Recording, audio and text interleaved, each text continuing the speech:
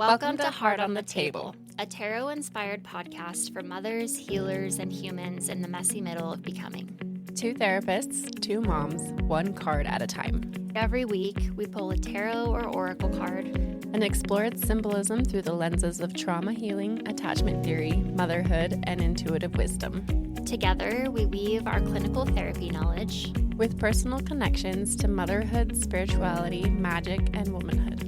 Reflecting on what it means to mother yourself and others across timelines, triggers, and transformations. I'm Bree Levitt, licensed clinical social worker. And I'm Miranda Peterson, licensed clinical social worker. It's part sacred space, part cozy couch chat. Expect laughter, insight, and a whole lot of heart.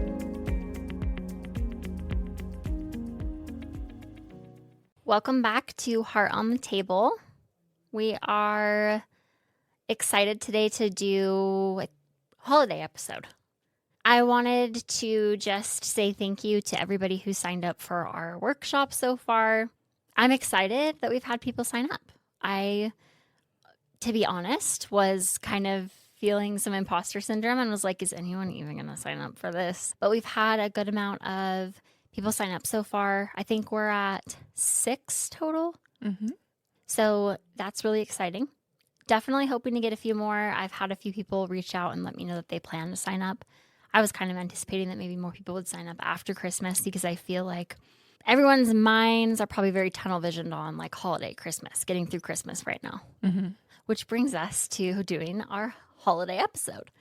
Yes, so thank you so much for tuning in to listen every week. We appreciate all your participation and feedback, and we love hearing from you. And today we're going to be going over a couple of story polls. Before we go into story polls, I wanted to say that I got the idea for this episode because in a lot of like client sessions lately, a lot of holiday drama, stress, dynamic stuff is starting to come up in sessions, which it always does during the holiday time. I always check in with clients like starting before Thanksgiving about like how are we feeling with the upcoming holidays approaching. And it just brings up a lot for a lot of people, I think, and just a lot of stress. And yeah, so I told Miranda when we were talking about like what should we record in tandem with our tarot episode this Sunday, I was like, we should do like, I kept saying holiday hustle. I was like, holiday hustle, like that's what it feels like. So yeah. And then you came up with some story polls. So you can go into those. Yeah, for sure. Okay. So again, just thank you for everyone who participated. Could not make these story polls possible without you. And the first question we had was, when you feel overwhelmed during the holidays, what is your first clue? 29% said a tight chest. 57% said snapping at people. 7% said feeling frozen. And 7% said feeling like they want to disappear. The next question is, I don't know, should we reflect on that? Yeah, should we reflect on that? That's what I was thinking in my head too. Yeah, we can reflect on that a little bit. My mind kept going. I know. No, I think, remind me how, so will you say 57% said snapping at people? Mm-hmm. And then 29% was the first one? Tight chest. Yeah. Tight chest. What were the other two again? Feeling frozen and wanting to disappear. I definitely can relate to just like the snapping at people and like that tight chest feeling. Like I feel like everything during there's so many expectations around the holidays and how we're supposed to show up that I think we're just not in our window of tolerance. Or at least I'm not. I shouldn't say we. Tori and I keep having this calling each other out whenever we say we, but what we really mean is I. Like, we should do that for the house. And Tori's like, you mean I? As in, like, you're telling me to do that. So I can keep an eye on that, I think. Even in my client sessions, I often say we when I really mean you. Yeah, I do that too, actually. Yes. Mm-hmm.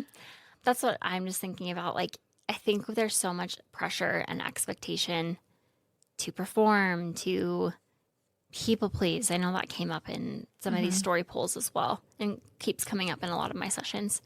That like it's so hard to just be still and be regulated. Agreed. And I think too, when I answered this question myself, I was like, well, all of these, like all of the above. The story polls will only allow you to do 4 choices, 4 options, which fine. But I think what this question asks is like, what is the first clue? That's what I had to come back to when answering this question for myself, is what is my first clue? Like, yes, all of these things happen, but like, what's the sign? What's the first sign? Is it like the first sign of that we're not necessarily regulated, or the first sign that the holidays are approaching?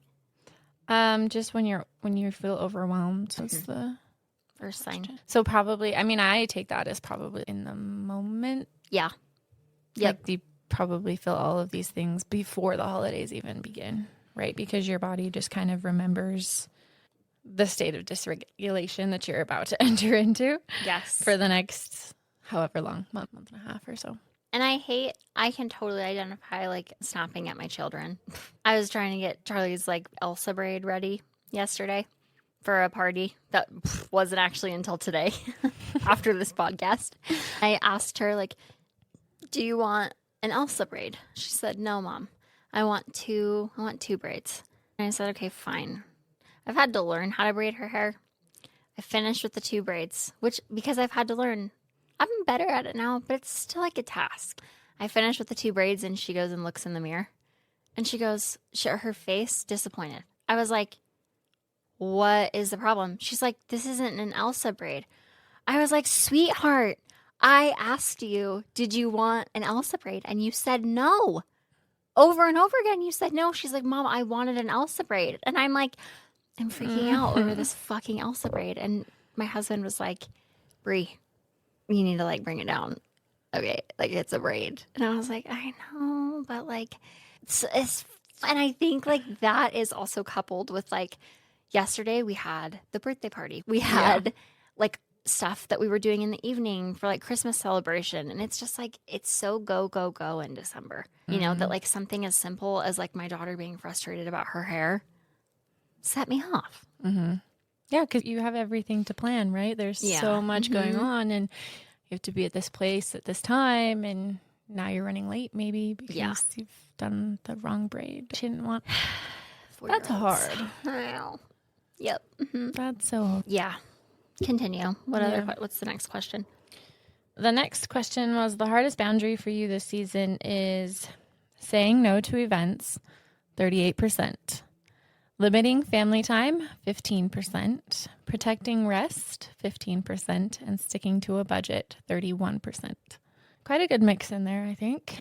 The sticking to a budget one, I keep getting this Instagram post, TikTok post, whatever, that keeps coming up on my feed that's like, if you are feeling the urge to go panic buy a bunch of toys before Christmas for your children, you need to listen to that feeling and not do it. Because I feel like every year since we've had Charlie, we're always like, okay, we're going to be very, we're going to get a few things, right? Like a few things that are super fun that she'll love. Plenty. Okay. She already has plenty that we've already purchased.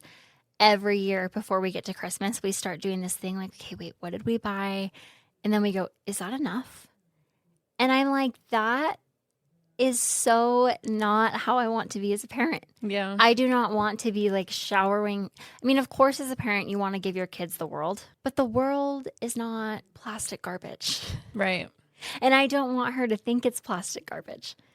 Because every year we're always like, did we get enough? And then we go panic buy a bunch of garbage that like is garbage. Yeah. I definitely feel that a little bit more this year too. I mean, because Theo's 2.5 almost. Last year, I mean, he didn't really know what was going on, right? Totally. But like this year, he is a little more like anticipatory. Absolutely. Like he is watching all of the Christmas movies this morning, actually. Oh my God. It was so cute. And I couldn't, in my like sleep deprived-ish state of mind, I couldn't really pick out what he was saying. So we all sleep in the same room. Yeah. Trying to get away from that right now. But. And he just, when he's ready to wake up, I mean, there are definitely some mornings where he's a bit more grumpy and like, whines and like doesn't want to wake up clearly. But this morning he kind of just woke up on his own. It was early. I mean, I thought it was early, but that's I always because think I was it's up early late. when Charlie wakes up. I'm like, girl, you have nowhere to be, girl. Go back to sleep. Yeah, that was this morning. Yep. Anyways, he wakes up and he starts talking. He just starts talking when he wakes up on his own. So this morning he said something like, "In and out, prep and landing, guys." And I didn't know what he was saying at first. Like I heard the in and out, but I heard the purple something. And my husband from our bed, he goes, "Prep and landing, guys? You want to watch Prep and Landing?" And Oh, I saw that come up on our Netflix or on something. Disney? he was like, "Watch TV, watch Prep and Landing." And because that's part of like one of their episodes. Yeah. Like the main character is saying, "That's our mission statement, in and out." That's so cute. And it was just adorable. But like the pressure is there because he is watching these things about good kids get Christmas presents. And I definitely feel that myself. I also see like videos on Instagram and TikTok, or my husband will send me videos about how like kids won't remember what you got them this Christmas, but they'll remember the experiences How they it had. felt. Mm-hmm. How it felt, or the trips that you take. Like we're a big trip family. Yeah. I think I did not panic buy, but I was like, maybe you could use some more clothes. Yeah. Clothes, it seemed like laundry seems to be on a never ending chore, and I know. we're always running out of clothes. I don't know where they go. I couldn't tell you where all of his clothes are. They're either dirty or missing. Yep. Or in a basket. Okay, this brings up a good point, or like something that I think is so worthwhile in talking about that I didn't foresee or even think about with this episode. But I think this is really good. I have been talking with a lot of clients about like children will remember, maybe not explicitly, but they will remember implicitly what it felt like around the holidays. And I was talking with some clients recently because just like mom clients who are also feeling very similarly like, did I get enough? Am I making it magical enough? There's so much pressure on moms to make Christmas magical. But we were talking about like, what do you remember from Christmas? And it wasn't anything that they opened. It was always like, well, like we did hot cocoa, or like we got our Christmas jammies. Like it was felt experiences more than it was anything related to what was under the tree. And I just feel like that I want to drive that home.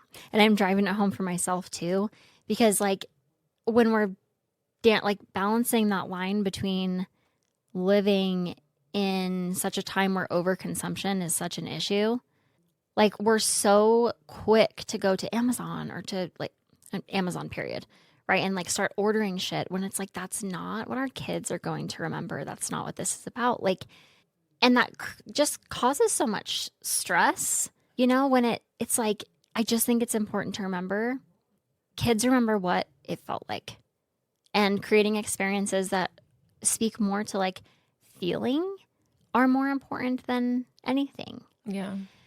Also, you said Theo's starting to pick up on the like kids who are good get presents. Okay. How do I should put a trigger, not a trigger warning, but a preface. We're going to talk about the elf. So if you have kids around while you're listening to this little portion of the podcast, pause this, come back later. I need to talk explicitly about Santa and the elf right now. We set up our elves this year. Okay. Initially, before I bought into doing the elf, we were trying to do a Christmas gnome. And there's a poem that goes with the Christmas gnome. I'm going to find it and read it real quick. Yes. It was a Christmas gnome instead of the elf.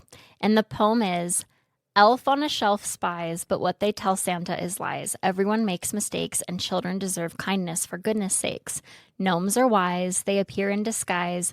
Dressed like Santa, they hear the elf's report. Gnomes never take children to court. Naughty or nice, no need to check the list twice. Gnomes don't need to see beyond their hood. Gnomes know all children are good. And before we like bought into the elf, when Charlie was about 2, she still didn't really know, kind of like Theo, right? Like what was going on up until this year. Yeah. But then, so we did gnomes, and I read her that poem. Like, there's no stress. The gnome's eyes are covered because the gnome knows he doesn't need to go report back to Santa, right? Well, then last year, her preschool was like, we're going to be doing elves in the classroom. And I was like, we've got to do the fucking elf because every kid has an elf. Charlie's going to know. She's going to find out if she doesn't have an elf. Mm-hmm. So we got an elf, did the whole elf thing last year. But this year, Charlie's now 4. So she's even more kind of aware of like what is going on. And we did the elf. I haven't said to her, like, elves go back and report to Santa. I don't tell her elves are watching. I'm just like, elves are here for fun. Because I don't want her to feel like our home is like under supervision by the elves, right? But there was like day 2 or 3 where she is kind of picking. I tell her we don't touch the elves, but I also tell her the elves understand if we touch them. They're going to go back to the North Pole. They're going to get their magic back. It's like no big deal. But before I like really told her that, day 2 of the elves, she accidentally touched the elf. And I just saw her have like a full on panic moment of like, and I was like, oh my gosh, I do not want my kid to be thinking that like, I just don't want her to be having anxiety over anything related to Christmas. And there was a day or two, and I told her in that moment, like, sweetheart, the elves, they get it. They get it. We're going to accidentally touch them. Our elves understand. Like, and so she was like, okay, mom, good deal. The next day, she started to say something around like, Mom, am I not being good? Is Santa not going to bring me presents? And I'm like, oh my gosh, sweetheart. This is like so much anxiety for kids. Yeah. The whole Santa thing. The pressure. The pressure. My heart hurts. I know. So I keep telling her like, sweetheart, our elves, I'm trying to like tie in the fucking gnome that wasn't as fun for her as the elves, right? I'm like, our elves believe that all children are good. They understand that children make mistakes. Our elves are just here for fun to celebrate Christmas and count down the days for you. Like elves that even kids have bad days. I hate the elf anxiety. Elf anxiety for kids. Like, and I think that even having the pressure on kids that every day they have to be so good, like kids are allowed to have bad days. Yeah, everyone is. As adults, we have bad days. So I don't know. I just felt like I had to like talk about that because along with anxiety as adults, I think that the elves and Santa can create so much anxiety for little kids to feel like they can't have like their big emotions or else they're not going to get presents. Like, ugh, I just hate it. Yeah. In tandem with the elf thing. Also, Santa, it's hard for me because I want her to like have all the magic. I remember believing in Santa. Like, I want her to have that. But also, I'm like lying to her. I feel kind of guilty. I don't know. I'm just trying to emphasize what I try to do, like the 1 or 2 presents from Santa that are like pretty practical. And then the rest is from mom and dad so that she doesn't get hung up on like, I see stuff about like kids going to school and be like, Santa brought me a 60-inch TV, you know, and it's like other kids, maybe Santa brought them a pair of socks. So I try to be like intentional with our 1 or 2 Santa gifts. Like Santa's bringing her like the game of life because Santa knows she likes to do family night with her parents. And I don't know. I just think, yeah, as adults, Santa and Christmas and creating magic brings so much anxiety, but also for the littles. Yeah, I'm glad that you brought that up. As you were talking about just the elf, like I almost bought it. I almost bought the elf and did it this year, and I'm so glad I didn't. I mean, he has watched the short, right, about it. I don't know that he's as interested in that as he is Prep and Landing, but that's a cute little elf show, isn't it? Yeah, it's like the short. They almost look like gnomes, like they're short little elves. And I want to watch it with Char. I think she'd like it. We watched a couple of them this morning. They're not long. I mean, I think the longest ones are like 25 minutes, but some of them are like 8. But yeah, that's to create like that anxiety in your child. I mean, even Theo's favorite Christmas song, or the one that he sings the most, is the Santa Claus is coming to town. He knows if you've been sleeping. He knows sees you if when you're awake. Sleeping, sees when, yeah. Like that is so much pressure. And I don't know that he understands just yet. I mean, he's still just kind of repeating verbatim phrases that he hears at the moment. There is also a part of him, I think, that does understand because he can quote the movies. He does have some semblance of understanding. But the pressure's there for everyone, right? There's just so much pressure. So much pressure. For the parents, for just family gatherings. Like if you don't have any kids, you go see your family, and the pressure of going home, which I think we'll get into a little bit later in this episode. The next question is, when you override your own needs, it's usually because there were 4 options on this question. Like there were for all of them, but only 2 options were picked out of the 4. When you override your own needs, it's usually because guilt, 23%, and fear of disappointing others, 77%. The other 2 options that weren't chosen were habit, and it's just easier to do it, which I think those last 2 are maybe a cover-up for the core feeling of either guilt or fear of disappointing others. I think so too. 77 and 23% override their own needs because of an external fear. Or the fear of disappointing others. Which, again, I think probably can stem from that anxiety. Yeah. That makes me sad. It's very funny because this is connected to our next episode that we're going to record right after this one. But there's a lot of crossover between the hermit and kind of what we're talking about with the holiday stuff. Yeah. I think this would be a good 2 episodes right next to each other. So if you listen to this and any of it resonates, you should then listen to the hermit episode next week too. Because when I was doing both of these, I was like, oh, so how do we be more hermit-like right now? Okay. The next question, which is, what helps you hold a boundary with more confidence? This was a mixed response. I mean, something of every response here. Scripts and knowing what to say, 27%. Supportive people, 27%. Planning ahead, 36%. And noticing my body cues, 9%. That was a tough question for me to answer. Was it? Yeah. Because I was like, I might know what to say, but what does that help me more than, I think I chose supportive people. And my supportive person is my husband. How does your supportive person help you with boundaries? I think we do a lot of talking before and after. We do a lot of talking. Yeah. So it helps to feel understood, be understood, and also know that somebody has my back and is watching out for me, and I'm doing the same for him. So I don't know that I could have a script and stick to it if I didn't have my supportive person, because I could easily just throw that script out the window in effort to people please. Yeah. So that was a tough one. These questions really made me think. Yeah, I feel like that last question kind of ties into some stuff that I wrote down here about, let's see. I wrote down something that maybe is helpful to talk about before we go flying into the boundary stuff. Because I was intending on talking about some boundary setting stuff. And what about you? Yeah? I have a... Okay. Because I'm we could just dive right into that. But I want to also acknowledge something I wrote down is how the holidays just brings up so many things. And I think right now, one of the things we're explicitly talking about in our questions is the family conflict that it can kind of bring up, or conflict within our relationships. But also some of the things that I wrote down that I think are also important to acknowledge about why the holidays are difficult is, I'm going to list them off.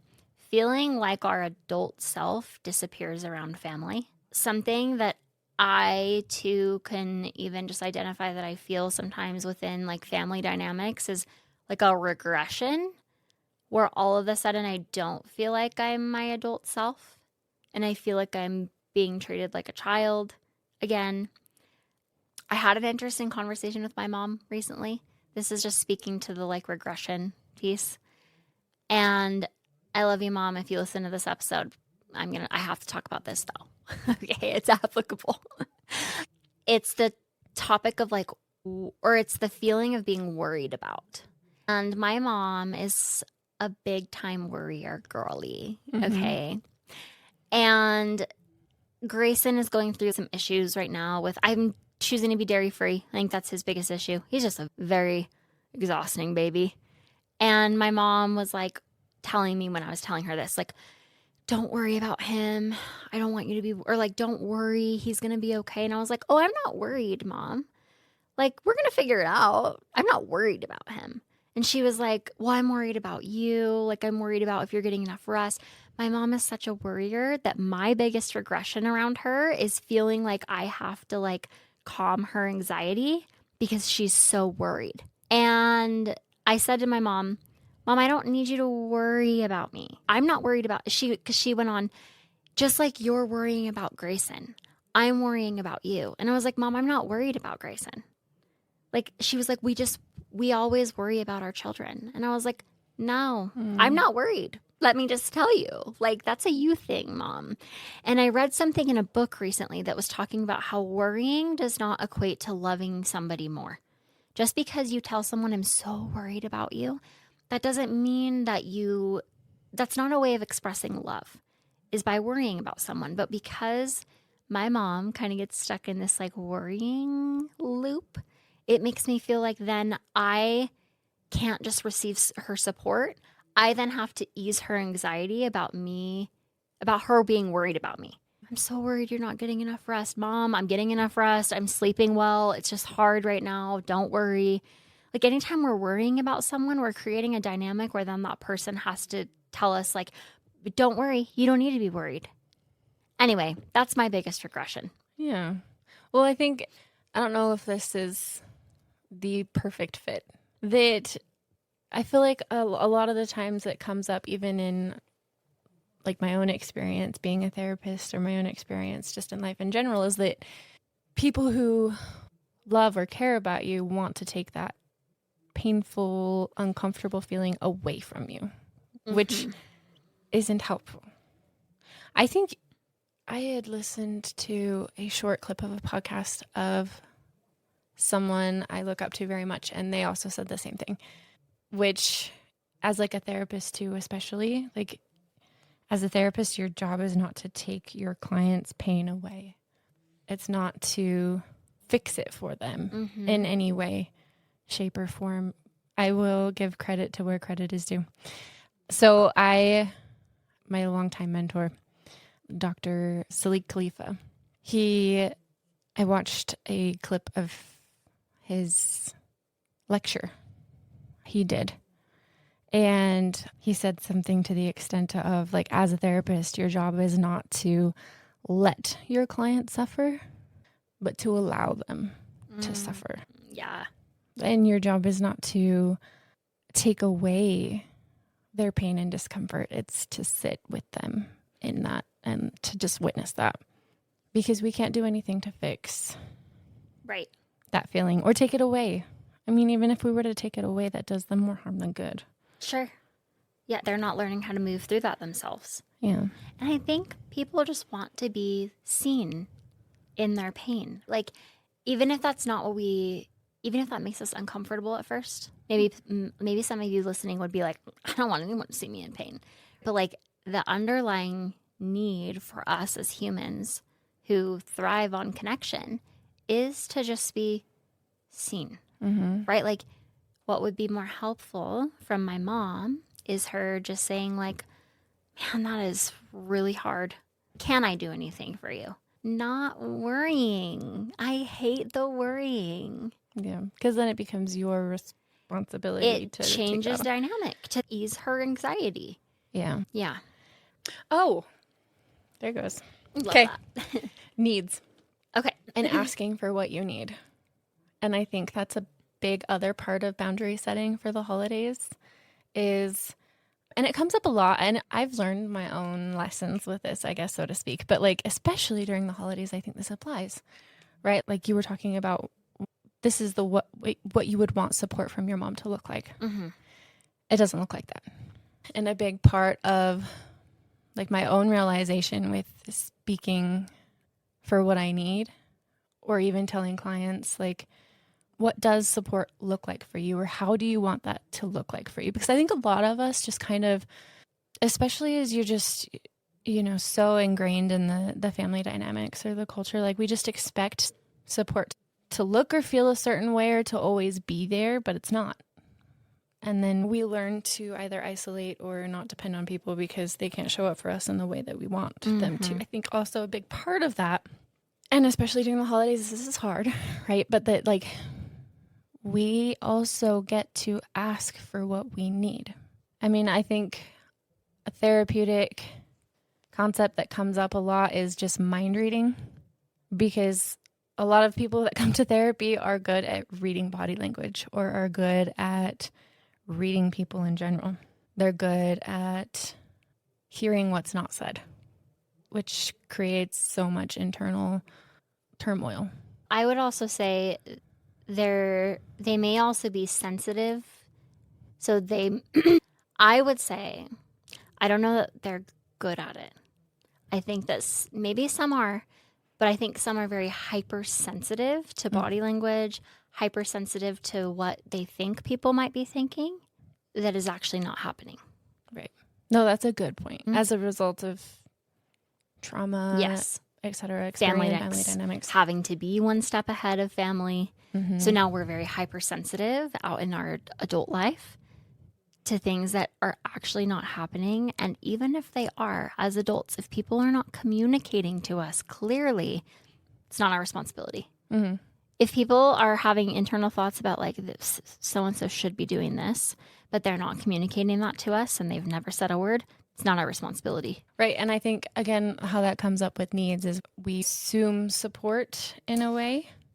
But I think the empowering aspect of it, especially during the holidays, is that we get to ask for what that looks like. That we get to ask for what we need and give the other person the opportunity to show up for us how we need them to show up for us. And if they don't show up for us the way that we ask them to, that's not our fault. That's on them. Yeah. And that might feel really disappointing and hurt a lot. But I also think that it protects us, to ask for something that we need. And then to identify whether or not that person that we're asking that from can show up for us. There's a saying that my husband has told me from AA that is unspoken expectations are disappointments waiting to happen. Ooh, that's a good one. So just recognizing like any time we're not speaking to existence what the expectations actually are, but we're just assuming that others should just know, we're kind of setting ourselves up to be disappointed. Because as adults, it's not on other adults to just know what our needs are, right? This comes up a lot with like childhood trauma where like it was the job of adults to kind of anticipate what our needs are, to help us learn what our needs are. And when that doesn't happen, then we show up in our adulthood kind of hoping that the people and the adults around us are going to actually like kind of meet that unmet childhood need of just identifying what our needs are. But that is not the job of other adults when we come into adulthood. Right. It is our job to learn what our needs actually are, which is hard if that developmental kind of task didn't happen where somebody anticipated our needs and met those so that we then learned what the needs actually are. That's a really good point. And I love that phrase because I think it totally applies to the holiday seasons, the unspoken expectations all around over the holidays place. And the sheer amount of disappointment that I feel like also comes from that. Yeah. I also think that we were talking in a episode more recently about like the arrival fallacy. I also feel like the holidays kind of play into that arrival fallacy. Like we anticipate this like cozy, fun, chill time of year all year long. And then all of that expectation, like it gets here and it's like it's just another time of year, right? Like, sure, it can be fun, but when we're like, I don't know, when we're kind of also meeting it with all of the pressure, because like now it's here. Now we have to perform. Now we have to like be with our families and we have to create magic, et cetera, et cetera. It just kind of sets us up to be disappointed. Before we continue, I'm going to read off the list because me and Miranda are very good about reading one thing and then talking about it. So I was just going to say the holidays brings up so many things. One of those, feeling like your adult self disappears around family. 2, over functioning to keep the peace. 3, having that guilt when we're setting boundaries, even if it's like a very gentle boundary. Boundaries are just difficult. Grief for the holidays that you wish you had. And then pressure to kind of perform happiness. I just wanted to acknowledge some of those because it's not only family conflict, like some people are grieving, right? And dealing with like holiday firsts where you're missing your loved one or your friend or whoever it may be, or, just kind of feeling the absence of family that's important to you around the holidays. And that's also just another complex dynamic that connects to feeling like we have to perform happiness, but we can also feel grief through the holidays. The last question was, what are you... We didn't finish the questions. No, we have one more. Oh my God. Okay. And then we can jump into all the other stuff we had. We're already 45 minutes in. Okay. It's a good episode. It is. It is. Okay, continue. As I was saying, we're very... Is it a me problem? No. Okay. No, I think that's why we choose these story polls, right? Yeah. Because they are not conversation starters, but I think it's helpful to see how many other people feel similarly. Yeah. And just talking that through. Each question deserves their own segment, but we also have our own notes to go through. Yes. So. Okay, continue. Last question is, what are you most craving this holiday season? 18% said slowness, 45% said connection, 0% said quiet, and 36% said space to breathe, which I think all of those responses are interesting. Me too. I think it's interesting that 0% are craving quiet. Yeah. Because I'm craving quiet. Yeah. My house is so loud. Well, I think that also maybe speaks to what happens when you are quiet. Nobody wants to sit in the quiet because it brings up uncomfortableness. Again, reminds me of the hermit. Interesting. Yep. About these responses. But the most people, like the most responses being connection, which I feel like is ideal, When you think of holidays, you think of connection, or at least that's what you would hope for. Yep. I think there's also a lot of unmet needs for connection, or also the holidays kind of amplifying like family dynamics that already exist, right? It doesn't really, I don't necessarily think the holidays brings anything new that's not already present, but I think that all of our family dynamics get very much amplified. Yeah. Right? Like people are seeing their families, or people are asking you, like, are you going home for Christmas? And if you have more of a hard-lined, boundaried, estranged relationship with your family, you're kind of having to answer that question over and over again and being hit in the face with like that very complicated relationship dynamic and grief that goes along with that. Yeah. Space to breathe is the second most, and slowness is the next. I think adding on to the like connection piece, that so many kind of identified that what they're hoping for was like connection during this time, right? Mm-hmm. If we have family dynamics where that need for connection isn't being met through family, the importance of making sure that you're connecting to people that fill that hole for you.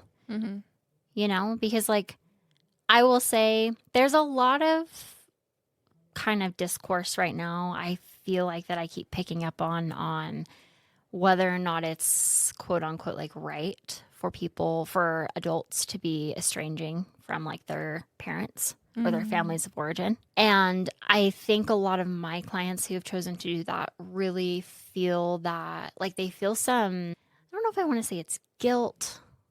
I mean, we can just call it grief. And I do think for, everyone that I've ever kind of encountered who's made the decision to estrange themselves from family is a very, very complicated, difficult decision. And they feel it during the holidays. Yeah. Like, it's not an easy decision. It usually takes a lot of time to come to. And I think it's just important for really surrounding yourself with getting and maintaining connection to the people who just feel good to you. That feel good to be around, that feel connecting. And sometimes that comes with like some anxiety. I've had a lot of clients who talk about like, so and so invited us over to like their family dinner and feeling some anxiety about that. Yeah. But I think that if it feels right to you, if it feels good, pushing yourself to kind of go and experience some connection. And yeah, it is going to bring up grief, but recognizing the importance in you maintaining connection to, again, people who feel good to you during this time of year. Yeah. And I think to speak to like the boundary setting, at least in this regards, that I think he's a therapist, Matthias Barker. He does a lot of good videos, but when you were talking about that, one of his videos specifically came to mind about estrangement and like how someone comes to that decision, and how I think it's done out of like a protection of self, right? Deciding to estrange yourself from someone. And then I think of that coupled with another video I saw about maintaining boundaries with family over the holidays is just like the desire is always going to be there, right? That's why the grief comes into play when you realize that you can't have this with the person that you want it with. But that self-protection is also there. And it's just like asking somebody, it's like inviting, what was the video? The video was something to the extent of like, you never let me see the kids, or you never like bring them over, or I never get to do this or that. And it was like, no, we can do this. And then, we have invited you. We're just, you can come inside our home, but we ask that, you take off your shoes, or you leave such and such habit at the door, or you respect this rule that we've made around one that comes up, especially for us this time of year, is like physical space, bubbles, especially with our 2-year-old who doesn't know. He gets uncomfortable when people get in his bubble. Yeah. Rightfully so. That's like an instinctual sign. But he doesn't have the words to communicate like his boundaries, so we have to do that for him. And you can come in. We just ask you take your shoes off at the door, or you respect the asking for a hug first before you just go in for one. Or when the other person says like, no, I can't do that. It's like, we told you, right? We communicated our needs to you, or we told you how we wanted you to show up. And if you're unwilling to do that, then that's not. I always have the conversation related to boundaries, that boundaries are to protect ourselves, not to control other people. Something I have in here. Yeah. So many people get very like flustered. I always say we're usually setting boundaries, not always, but I feel like usually we're setting boundaries with people who may not be good at boundaries, which complicates how easy it might feel to set a boundary. Because usually maybe that person isn't going to be able to accept the fact that we're setting a boundary. So the important thing to remember is that when we're setting a boundary, when we're saying, something like you're saying, Miranda, like if you want to come to our home, you need to leave your shoes at the door, as like a example. And if they say, well, no, like I always keep my shoes on everywhere I go. Like I'm not doing that. Okay, well then you can't come in. Or like we can meet you at the door, but you can't come into our home because this is our rule. Right? We always have to finish our boundaries, I think, with like, how are we going to respond if that person can't do it? Mm-hmm. How are we going to respond if that person says, nope, I'm not doing that? Yeah. Well, then what do we do? Right? And that's what makes boundaries so hard, is that I feel like it's often that people disrespect them. Yeah. Right? Or forget them or whatever it may be. But it is your job as an adult to protect yourself from hurt, from pain, from whatever it may be. It's your job to kind of return back to yourself and then identify, what do I need? How am I going to protect myself? What needs to happen if this person can't meet this boundary? And hurt and pain aren't unavoidable. Like if they can't meet this boundary, you're going to feel hurt and pain, and you're going to know that. But I think knowing that on your own terms, right? That without abandoning yourself. Yes. Because that hurts more. Right. I think, when you abandon yourself because you were supposed to look out for you and you didn't, or you chose not to, or you reverted back to old patterns, which happens all the time. So by no means is it like no shame about it. Like it's just something that comes with time. And you have to create awareness first around it, right? We have to create awareness. Are we abandoning ourselves in fear of disappointing others? One of our biggest fears in the very first question. Yeah. right? Like, what boundaries are we then leaving at our door, right? In order to kind of please the person that we're letting into our home. That's not how that should go. And I have here that, like, there's a myth that boundaries ruins relationship. And I truly don't think it does. I think boundaries create the possibility of real intimacy in relationships, right? The speaking up for yourself and the letting the other person have the opportunity to become a little bit more vulnerable to meet you where you are. And I don't know that that creates any type of ruin. No. And the boundaries are an attempt at repairing relationship, not rejecting, which I often think that gets used as an excuse, right? This boundary is a punishment. You're punishing me. Yeah. And With the it's people who struggle with boundaries. That's not a punishment. No. And you have to think too, think about your most unboundaried relationship. We all have them, right? Whether we have them right now or we've had them in the past. How do we feel in that relationship? I feel a lot of resentment, a lot of frustration. I feel quite exhausted. I feel like I'm walking on eggshells. I feel like I can't truly be myself. Boundaries do not ruin the relationship. No. My unboundaried relationships are my relationships historically that would be the most exhausting ones until they then had boundaries, because then I can navigate them with more space. Yeah. With more like, okay, this actually feels fulfilling because I'm choosing to say yes to going and seeing this person. Gotta go because I was invited and I don't want to disappoint them. And well, then I'm just going, like, not even being my most like presentable self. And I'm sure they can feel that to some extent too. Everybody wants to maintain a happy face, though. Probably won't say anything, but Yeah. I want to go over just a couple of things, just getting into the why, how, what, when. I think we talked about that last episode, right? And talking about like why, we talked about why boundaries are so hard this time of year, right? The family systems, the activating childhood wounds. Guilt as a psychological response, though, and not as a sign that you're doing anything wrong. Tell me more about that. I remember, which question was it? That guilt was a Big one. big one.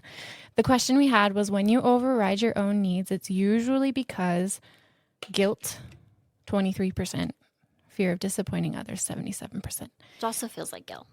Yeah. And guilt doesn't mean you're doing anything wrong. It is a psychological response to a very stressful situation. The returning to the childhood home, where you then adopt or put on these the childhood hat. You revert to your old self. It doesn't mean you're doing anything wrong. It just means it is a symptom of a much deeper psychological wound. Yeah, and like an old role that we played. And one that doesn't fit anymore. Like Right. the going back home, the putting back on that hat, it doesn't fit. You outgrew it a long time ago, and you still put it back on. Yeah. We all do, to some extent. And when I think the most transformative part about all of this is that when other people can accept that you've changed or that you've grown, and you don't have to revert back to that old version of yourself just to fit a mold of what Christmas or holidays is supposed to look like. Yeah. And everybody can show up with more authenticity. Yeah. Authenticity. That's the magical part about it, right? Like that's the going back to like the grief can coexist at the same time as merriment or holiday. Yes, I like that. I really think it's important to remember that. I speak a lot about duality. And like we can experience both. We can experience grief and joy. We do not have to experience one or the other. And I feel like when you allow for both to happen, or when you give space for both, that is when it's more meaningful. When you're not just one-sided in your experience, but when you're all-encompassing. Yeah. I wanted to go over what practical, healthy boundaries can look like for people listening. I have here just a list of examples, like time boundaries. We're staying for 2 hours and then we're going. Yes. Emotional boundaries is like, I won't discuss XYZ topic, which I feel like comes up a lot in people I talk with all the time. Totally. Because then it creates discourse, and not that discourse should be avoided, but I mean, if you know where other people clearly stand and you don't agree, there's no need to turn things into a debate. Like, you can set that for yourself. The other one being financial boundaries. Like, we're keeping gifts simple this year. We're only spending this much. My family and I, we do Secret Santa every year in the last 5 or 6. I don't even know how long we've been doing it, but like, we draw names. This year especially, like, we have other financial obligations to take care of. The limit went from like $200 to $50. I think it's more about like the thought behind the gift, or, you know, you can still get someone something that they want. You also don't need to like put it on a credit card for them necessarily, you know, into debt for a holiday like this. And also, as families are growing, I think the expectation to be giving people in the family $200 gifts probably could be reevaluated. Yeah. And then availability boundaries, which I think is one that like I know I struggle with, but like the doing all of the things, or the saying yes to all of the events, or cramming it into your schedule. That's a hard one. The next one I wanted to just kind of touch on would be like practical responses or scripts that might work for you. One being like, you could just simply say that doesn't work for us this year, or we're choosing a slower pace this season, or thank you for thinking of us. Here's what we can do. And then in the moment, just saying like, I'm going to step away. I'll be back. And also, I like to tell people that also just no. No is an answer. Just no. No, period. We all have a tendency to kind of over-explain our no's. We don't have to. Just like no is a full sentence. Yeah, I love that one. It's a great reminder. That is my next little bullet point, is protecting your inner peace without over-explaining. Explanations often escalate more than they soothe. I completely agree. Well, I feel like our entire point gets completely lost in an over-explanation. If we're trying to say no, but then we're going on like this whole tangent of like over-explanation as to why we're saying no, our no has been lost. Yeah. Mm-hmm. Keep it simple. Keep it simple. And part of protecting your inner peace is letting people be disappointed without taking responsibility for their feelings. It's not nobody has to sign off on your boundary. It is yours. Yeah, I think that's incredibly important. Yeah. And then the last thing I wanted to touch on is just like what to do when family doesn't like your boundary. Like practical ways to stay grounded when someone pushes back. I think the importance of repetition on a boundary, right, establishes the holding true to your boundary, right? Because people will push back on it, and you have every right to hold that boundary. And, you know, you can always tell them that you're going to leave if they don't respect that boundary, which I feel like might bring some sense of awareness to how important it is to you, right? Like if someone was to push your boundary and you said, you know what, I'm going to leave, maybe they would not push, maybe, or maybe not, but that is always an option. It's not about whether or not they won't push or will push. It's about you.